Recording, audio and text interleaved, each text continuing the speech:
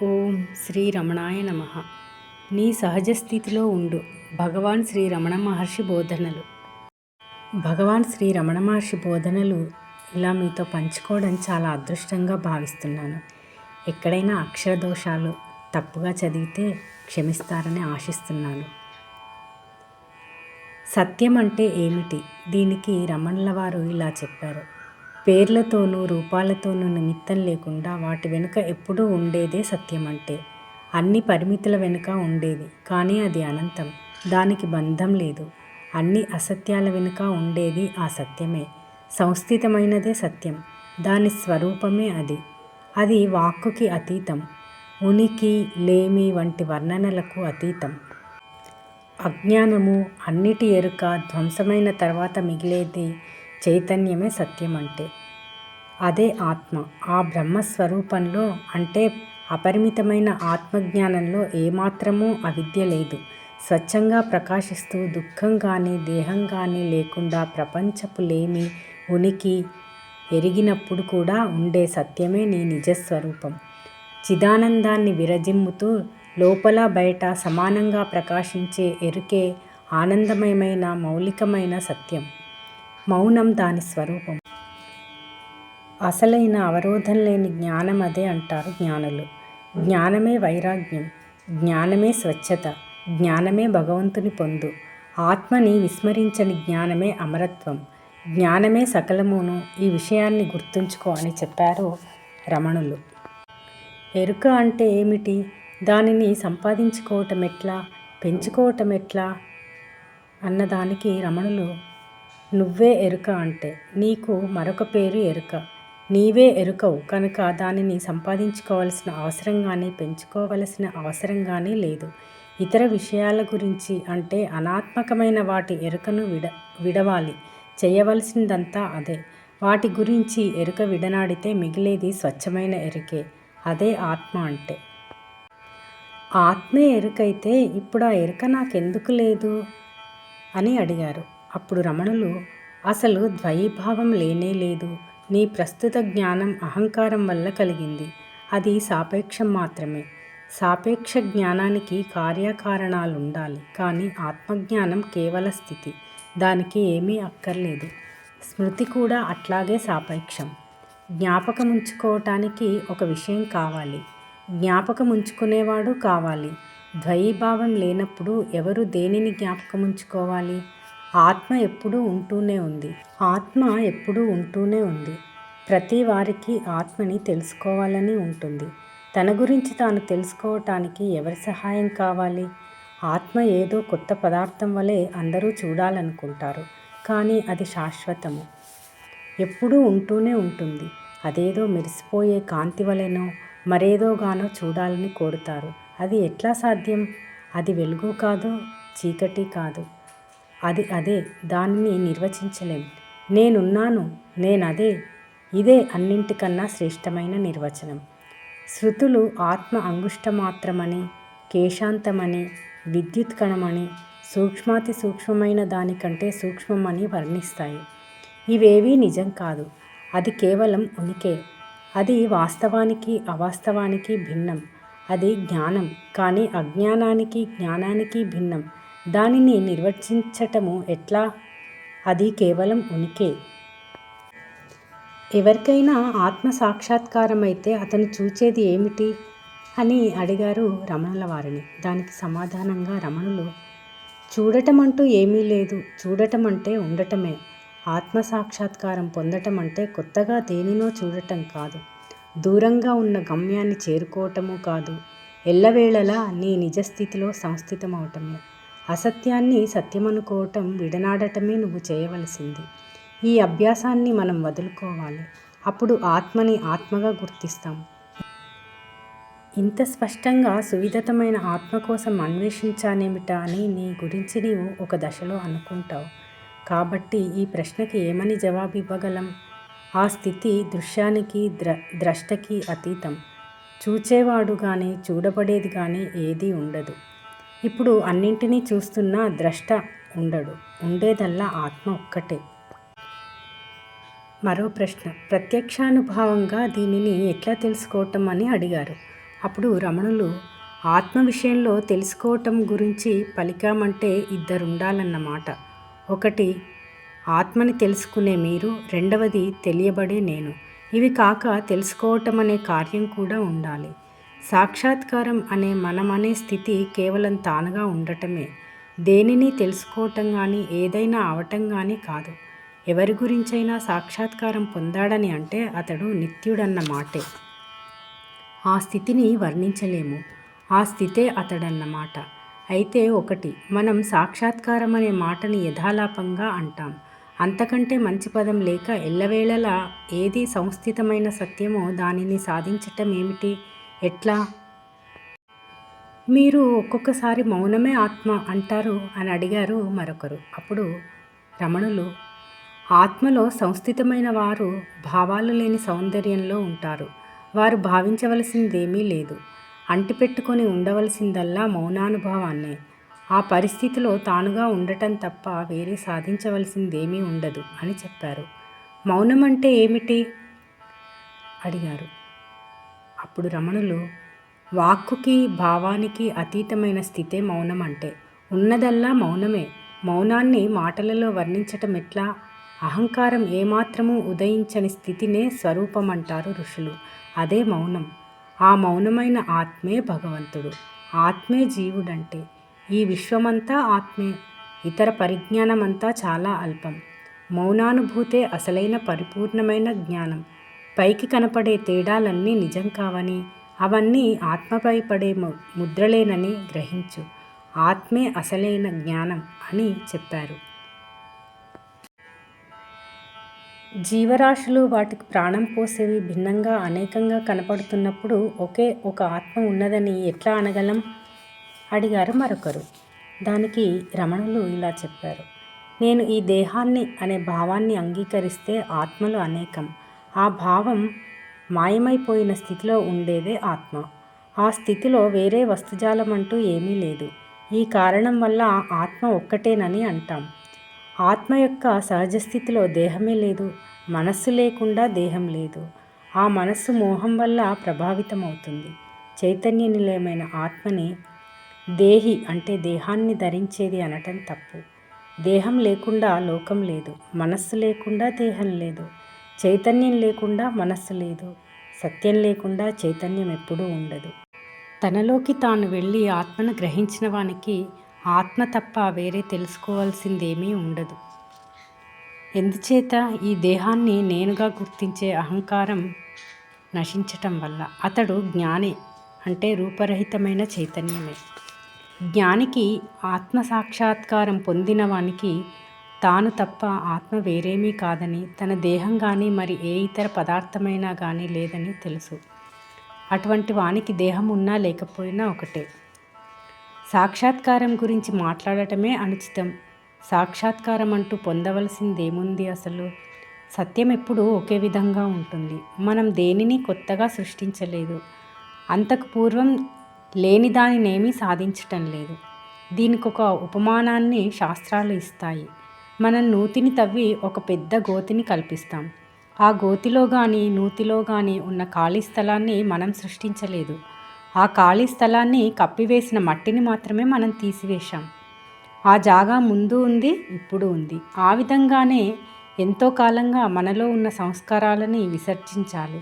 అవన్నీ పోయాక ఆత్మ ఒక్కటే ప్రకాశిస్తుంది. కానీ దీనిని చేయటం ఎట్లా? విముక్తి పొందటం ఎట్లా అని అడిగారు మరొకరు. అందుకు రమణులు, మన నైజమే విముక్తి. మనం విముక్తి చెందాలని కోరుకోవటమే ఈ బంధాల నుండి విమోచనం మన నైజమని తెలుపుతుంది. అది కొత్తగా సాధించవలసినది కాదు. చేయవలసిందల్లా ఒక్కటే, మనం బంధితులమన్న భావాన్ని విడనాడటం. అది జరిగితే ఏ కోరిక ఏ భావము ఉండదు. విముక్తి చెందాలన్న కోరిక ఉన్నంతకాలం నీవు బంధితుడవే అని గ్రహించు అన్నారు రమణులు. ఆత్మసాక్షాత్కారం పొందిన వారికి మెలకువ, స్వప్నం, సుషుప్తి అనే 3 అవస్థలు ఉండవంటారు. నిజమేనా అని అడిగారు ఇంకొకరు. దానికి రమణులు ఇలా చెప్పారు. ఆ 3 ఉండవని ఎట్లా అంటున్నావు? నేను కలగన్నాను. నేను గాఢగా నిద్రపోయాను. నేను మేల్కొని ఉన్నాను అని నువ్వు అన్నప్పుడే ఆ 3 స్థితులలోనూ నువ్వు ఉన్నట్టేనని ఒప్పుకోవాలి. అంటే ఎల్లప్పుడూ నువ్వు ఉన్నావనే స్పష్టమవుతోంది. ఇప్పుడు ఉన్నట్లుంటే నువ్వు జాగ్రత్త అవస్థలో ఉన్నట్టు. స్వప్నావస్థలో ఇది మరుగున పడుతుంది. అట్లాగే సుషుప్తిలో స్వప్నావస్థ మాయమవుతుంది. నువ్వు అప్పుడూ ఉన్నావు, ఇప్పుడు ఉన్నావు, ఎప్పుడూ ఉంటావు. ఆ 3 అవస్థలు వస్తూ ఉంటాయి, పోతూ ఉంటాయి. కానీ నువ్వు మాత్రం ఎప్పుడూ ఉంటావు. ఇదొక సినిమా వంటిది. తెర ఎప్పుడూ ఉంటూనే ఉంది. కానీ దాని మీద ఎన్నో రకాల బొమ్మలు వస్తూ ఉంటాయి, పోతూ ఉంటాయి. తెరకి ఏదీ అంటుకోదు. తెర తెరగానే ఉంటుంది ఎప్పుడు. అట్లాగే ఆ 3 స్థితులలోనూ నువ్వు ఆత్మగానే ఉంటావు. ఈ విషయం తెలిస్తే ఆ 3 అవస్థలు నిన్నేమీ ఇబ్బంది పెట్టవు. తెరకి చిత్రాలు అంటుకోనట్టు తెర మీద ఒక్కొక్కసారి పెద్ద పెద్ద కెరటాలతో మహాసముద్రం కనబడుతుంది. అది పోతుంది. ఇంకోసారి చుట్టూ రేగిపోతున్న మంట కనిపిస్తుంది. అది పోతుంది. 2 సార్లు తెర అక్కడే ఉంది. నీటి వల్ల తెర తడిసిపోయిందా? మంట వల్ల తెర కాలిపోయిందా? తెరని ఏమీ చేయలేదు. అట్లాగే మెలకువగా ఉన్నప్పుడు కానీ, స్వప్నంలో ఉన్నప్పుడు కానీ, సుషుప్తిలో ఉన్నప్పుడు కానీ జరిగే వేటికి నీ మీద ప్రభావం ఉండదు. నువ్వు నీ ఆత్మగానే ఉంటావు. అంటే ఆ 3 అవస్థలు ఉన్న మనుషులపై వాటి ప్రభావం ఉండదంటారా అన్నారు. దానికి రమణులు, అవును, ఈ అవస్థలన్నీ వస్తూ ఉంటాయి, పోతూ ఉంటాయి.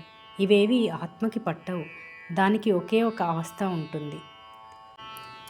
అంటే అటువంటి వ్యక్తి ఈ ప్రపంచంలో ఉన్న ఒక సాక్షిగా మాత్రమే ఉంటాడనా అర్థం అడిగారు ఇంకొకరు. అప్పుడు రమణులు, అవును, దీనికే పంచదశలో విద్యారణ్యులు ఒక ఉపమానం ఇస్తారు. నాటకశాలలో రంగస్థలం మీద పెట్టిన దీపాన్ని నాటకం జరుగుతున్నంతసేపు ఆ దీపం ఏ విచక్షణ లేకుండా అన్ని పాత్రధారులని కనపడేట్టు చేస్తుంది. వాళ్ళు రాజులైనా, సేవకులైనా, నర్తకులైనా, ప్రేక్షకులైనా సరే. ఆ దీపం నాటక ప్రదర్శనకి ముందు ఉంటుంది, ప్రదర్శన జరుగుతున్నప్పుడు ఉంటుంది, నాటకం ముగిసిన తర్వాత కూడా ఉంటుంది. ఆ విధంగానే లోపలి కాంతి అంటే ఆత్మ అహానికి, బుద్ధికి, స్మృతికి, మనస్సుకి వెలుగునిస్తుంది. దానికి మాత్రం పెరుగుదల, క్షీణించటము అంటూ ఏమీ లేదు. గాఢనిద్రలో ఇతర అవస్థలలో అహం ఉన్నట్టు అనిపించకపోయినా ఆత్మ మాత్రం ఏ గుణము లేకుండా ప్రకాశిస్తూనే ఉంటుంది. ఎల్లప్పుడూ అసలు ఆత్మసాక్షి అనే భావం మనసులో ఉన్నదే. అది ఆత్మ గురించిన కేవల సత్యం కాదు. సాక్షిభూతమనటానికి పదార్థాలతో సంబంధం ఉంటుంది. ఆ సాక్షి పదార్థము మనస్సుచే కల్పింపబడినవే అన్నారు. చైతన్యానికి గల ఆ 3 స్థితులు తురీయ అవస్థకి ఏ విధంగా తక్కువ? ఈ 3 అవస్థలకు ఆ 4వ దానికి సంబంధం ఏమిటి అన్నారు ఇంకొకరు. దానికి రమణులు ఇలా చెప్పారు. ఉన్నదల్లా ఒకే ఒక అవస్థ. అది చైతన్య స్థితి, లేక ఎరుక, లేక ఉనికి. ఈ 3 అవస్థలు మెలకువ, స్వప్నం, సుషుప్తి సత్యం కానే కావు. సత్యం ఎప్పుడూ ఉంటుంది. అన్ని అవస్థలలో ఉండే ఆ నేను, ఆ ఉనికే సత్యం అసలు. మిగిలిన 3 వాస్తవాలు కావు. అందువల్ల వాటికి ఎంత సత్యం ఉందో చెప్పటం కష్టం. స్థూలంగా ఇట్లా చెప్పవచ్చు. ఉనికి లేక చైతన్యము ఒక్కటే సత్యం. చైతన్యానికి మెలకువని జోడించిన స్థితిని జాగ్రత్త అవస్థ అంటాం. అట్లాగే చైతన్యానికి నిద్రని జోడించిన స్థితిని సుషుప్తి అంటాం. చైతన్యానికి కలని జోడించిన స్థితిని స్వప్నావస్థ అంటాం. అన్ని చిత్రాలు వస్తూ పోతూ ఉండే తెర చైతన్యం. ఆ తెర సత్యం. చిత్రాలు దానిపై కదలాడే నీడలు. ఎంతో కాలంగా అలవాటైపోయిన కారణంగా ఈ 3 అవస్థలని నిజమని భావించి ఎరుకని లేక చైతన్య స్థితిని 4వ అవస్థ అంటాం. 4వ అవస్థ అంటూ ఏమీ లేదు. ఉన్నదల్లా ఒకే ఒక అవస్థ. నిజానికి స్వప్నావస్థకి జాగ్రత్తావస్థకి తేడా ఏమీ లేదు. ఎటొచ్చి స్వప్నావస్థ తక్కువది, జాగ్రత్తావస్థ పెద్దది. రెండూ మనస్సుకి ఫలితాలే. జాగ్రత్తావస్థ ఎక్కువ కాలం ఉంటుంది కాబట్టి అదే మన నిజస్థితి అని ఊహించుకుంటాం. అసలు మన నిజస్థితి తురీయ అవస్థ, 4వది. అది ఎల్లప్పుడూ ఉంటుంది. దానికి మిగిలిన 3 అవస్థల గురించి తెలియదు. ఆ మూడింటిని అవస్థలంటుంటాం. కాబట్టి 4వ దానిని కూడా తురీయావస్థ అంటాం. అది ఒక అవస్థ కానే కాదు. అది ఆత్మ యొక్క నిజస్థితి, సహజ స్థితి. ఇది గ్రహిస్తే తురీయ 4వ స్థితి కాదని తెలుస్తుంది. దానిని మిగిలిన 3ంటికి జోడిస్తే 4వది అవుతుంది. అది తురీయాతీత స్థితి అన్నారు రమణులు. మరొకరు, ఈ 3 అవస్థలు ఆత్మ అనే అసలైన తెర మీదికి ఎందుకు వస్తూ పోతూ ఉంటాయి అని అడిగారు. అప్పుడు రమణులు, ఈ ప్రశ్నని వేసేదెవరు? ఈ అవస్థలు వస్తూ ఉంటాయని ఆత్మ అంటోందా? ఇవి వస్తూ పోతూ ఉన్నాయని ద్రష్టే. ద్రష్ట దృశ్యము కలిస్తేనే మనస్సు అవుతుంది. మనస్సు అంటూ ఏదైనా ఉన్నదేమో గమనించు. మనస్సు ఆత్మలో లీనమైనప్పుడు ద్రష్ట లేదు, దృశ్యము లేదు. కాబట్టి నీ ప్రశ్నకి సరైన సమాధానం ఇది. అవి రాను రావు, పోను పోవు. ఎల్లప్పుడూ ఉండేదల్లా ఆత్మ ఒక్కటే. ఆ ఆత్మ అవస్థలు చింతన లేకపోవటం వల్ల ఏర్పడేవే. చింతన వాటిని అంతమొందిస్తుంది. ఎంత విడమరిచి చెప్పినా ఆత్మసాక్షాత్కారం అయ్యే వరకు సత్యం తేటతెల్లం కాదు. అది జరిగిన తర్వాత అంతకాలము స్పష్టంగా ఎల్లవేళలా ఉండేదానిని ఎట్లా చూడలేకపోయానా అని ఆశ్చర్యం కలుగుతుంది అన్నారు. మనస్సుకి ఆత్మకి భేదమేమిటి అన్నదానికి రమణులు, ఏమీ లేదు. అంతర్ముఖమైన మనస్సు ఆత్మ, బహిర్ముఖమైతే అదే అహమవుతుంది, ప్రపంచమవుతుంది. ప్రతి రకరకాల బట్టగా తయారైనప్పుడు వేరువేరు పేర్లు పెడతాం. కానీ బట్టలన్నీ ప్రత్తే, నగలన్నీ బంగారమే. సత్యం ఏకం, నామాలు రూపాలు అనేకం. అయితే ఆత్మకి భిన్నంగా మనస్సు ఉండదు అంటే దానికి స్వయం ప్రతిపత్తి లేదన్నమాట. ఆత్మ మనస్సు లేకుండా ఉంటుంది, కానీ ఆత్మ లేకుండా మనస్సు ఎప్పుడూ ఉండలేదు అని చెప్పారు. బ్రహ్మాన్ని సచ్చిదానందం అంటారు కదా, అంటే అర్థమేమిటి అడిగారు మరొకరు. అప్పుడు రమణులు, అవును నిజమే, సంస్థితమైనది సత్, దానినే బ్రహ్మం అంటారు. సత్ యొక్క కాంతి చిత్, దాని స్వరూపం ఆనందం. ఇవి సత్కి భిన్నం కావు. 3ంటిని కలిపి సచ్చిదానందం అంటారు అన్నారు. ఆత్మే సత్ చిత్. అటువంటప్పుడు ఆత్మకి సత్, అసత్లకి చేతనాచేతనములైన వాటికి భేదం ఉందని ఎట్లా అంటారు అని అడిగారు. అప్పుడు రమణులు, ఆత్మ సత్తే, అన్నీ దానిలో ఉన్నాయి. ఆత్మకి సంబంధించినంత వరకు ద్వైభావానికి తావు లేదు, అంటే అది సత్యము అసత్యము అని. అందువల్ల ఆత్మ సత్ అసత్లకి భిన్నమంటారు. ఆ విధంగానే ఆత్మ చైతన్యం. అందువల్ల ఆత్మ ఎరుగవలసిందిగా కానీ ఎరుక కలిగించవలసినదిగా కానీ లేదు. ఆ కారణంగా ఆత్మ చేతనాచేతనములైన వాటికి భిన్నమంటారు.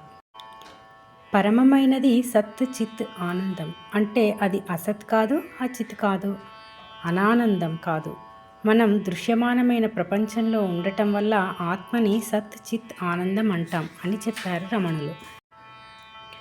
మన సహజస్థితి ఆనందం అంటారు, ఏ విధంగా అడిగారు ఇంకొకరు. అప్పుడు రమణులు, పరిపూర్ణ ఆనందం బ్రహ్మం, పరిపూర్ణ శాంతి ఆత్మ, సంస్థితమైనదంతా అదే, ఆ చైతన్యమే. ఆనందం ఆ ఆత్మ యొక్క స్వరూపం. పరిపూర్ణమైన ఆనందమే కానీ ఆత్మ మరేమీ కాదు. ఉండేదల్లా ఆ ఆనందం అనబడేదే.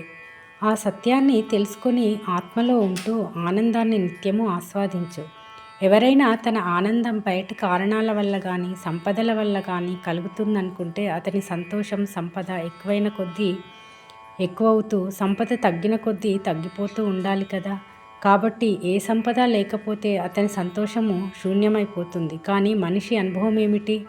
ఇట్లాగే ఉంటుందా? గాఢ నిద్రలో మనిషికి ఏ సంపద ఉండదు, అతని దేహమే ఉండదు, అయినా అసంతుష్టిగా ఉండడు, పైగా ఎంతో సంతోషంగా ఉంటాడు. మంచి నిద్ర కావాలని అందరికీ ఉంటుంది కదా. అంటే సంతోషం అనేది మనిషి లోపలే సహజంగా ఉంది, అది బయట పరిస్థితుల మీద ఆధారపడి లేదు. అకళంకమైన ఆనంద కోశం తెరుచుకోవాలంటే ఆత్మసాక్షాత్కారం చేసుకోవాలి అని చెప్పారు. హృదయం అంటే చైతన్య స్థావరమని, ఆత్మతో సమానమని భగవాన్ సెలవిచ్చారు. అసలు హృదయం అంటే ఏమిటి అన్నదానికి రమణులు, భగవంతుడు, ఆత్మ, హృదయం, చైతన్య స్థావరం, ఏ పేరు పెట్టినా అన్నీ ఒక్కటే. గ్రహించవలసిన విషయం ఇది. హృదయమే మనిషి అంతరాంతరం, అదే కేంద్రం. అది లేకపోతే ఇంకేదీ లేదు. హృదయం భౌతికం కాదు. హృత్ అయం, హృదయం అంటే ఇది కేంద్రమని అర్థం. అక్కడ నుంచే అన్ని భావాలు ఉదయిస్తాయి, దానిమీదే ఆధారపడతాయి, అందులోనే లయమైపోతాయి. మనస్సు భావాల సమూహం. భావాలే ప్రపంచానికి రూపాన్నిస్తాయి. అన్నిటికీ కేంద్రం హృదయమే. బ్రహ్మం నుండే జీవులన్నీ ఉద్భవిస్తాయని ఉపనిషత్తులు చెప్తాయి. అదే హృదయం. బ్రహ్మమే హృదయం అన్నారు. హృదయాన్ని గ్రహించటమెట్లా అని అడిగారు మరొకరు. ఆత్మని అనుభవించకుండా ఒక్క నిమిషమైనా ఎవ్వరికీ ఉండదు. తన ఉనికి ఆత్మ భిన్నమని ఎవ్వరూ అనరు. అతడే ఆత్మ. ఆత్మే హృదయం. అన్నీ ఉదయించే కేంద్రమే హృదయం. ప్రపంచాన్ని, దేహాన్ని, ఇతరమైన వాటిని గమనిస్తాం కనుక వీటన్నిటికీ ఒకే కేంద్రం ఉందంటాం. నువ్వే హృదయంలో సంస్థితమైతే అది కేంద్రం కానీ పరిధి కానీ కానే కాదని తెలుస్తుంది. అది తప్ప వేరే ఏదీ లేదు. సత్ అయిన చైతన్యం హృదయం. సత్ని తప్ప వేరే అసత్ అయిన వాటిని ఎరగబోని చైతన్యం అది.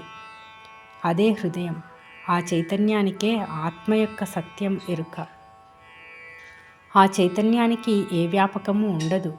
ఎప్పుడూ ఆత్మకే అంకితమై ఉండే ఆ చైతన్యమే శుద్ధ జ్ఞాన కాంతి అని చెప్పారు రమణులు. ఓం శ్రీ రమణాయ నమః. రేపు ఆత్మజ్ఞానము, ఆత్మ విస్మృతి గురించి చెప్పుకుందాము.